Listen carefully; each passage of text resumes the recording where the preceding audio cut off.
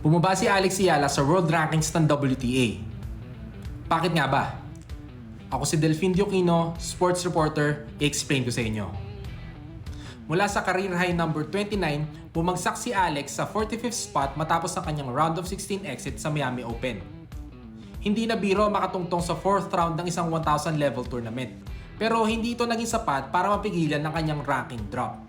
Ang WTA o Women's Tennis Association ay sumusunod sa rolling 52-week cumulative ranking system. Ibig sabihin, ang ranking ng isang player ay nakadepende sa naging performance niya sa mga tournaments sa nakalipas na taon. Divided into tiers sa mga tournaments.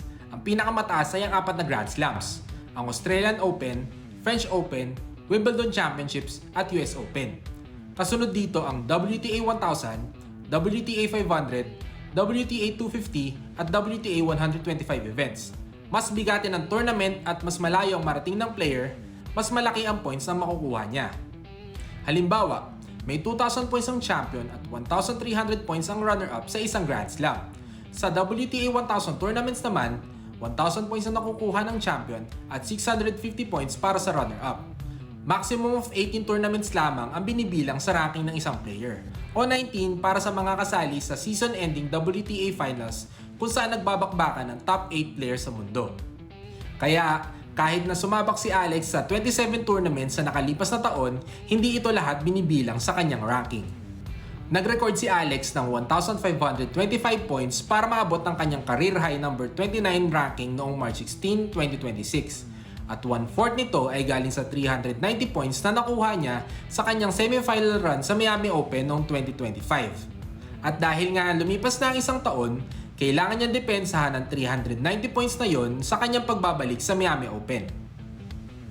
Ultimately, kinapos si Alex at nakakuha lamang ng 120 points matapos ang kanyang 6-0, 6-2 na pagkatalo kay Karolina Muchova ng Czech Republic sa round of 16.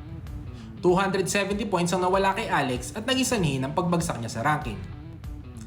Bakit nga ba mahalaga ang mataas na ranking? Ginagamit ng mga tournaments ang WTA ranking sa seeding ng mga players at may mga perks sa mga nasa taas, katulad na lamang sa nangyari sa huling 2 tournaments na nilaroan ni Alex. Dahil isa si Alex sa 32 seeded players sa Indian Wells Open at Miami Open, nakatanggap siya ng first round bye at umabante kaagad sa second round. Malaking advantage ito dahil fresh ang mga seeded players pagdating sa second round at nabibigyan sila ng pagkakataon na ma-scout ang mga magiging kalaban nila. Ganun pa man, mahaba pa naman ang season at kayang-kayang bunuin ni Alex ang mga nawala sa kanyang points. Tulad nga na sabi niya, "If I don't get them now, I'll get them in another tournament." Clay court swing na ang susunod para kay Alex. I-download ang Raptor Communities app para sa updates sa magiging takbo ng season ng ating Filipina tennis star.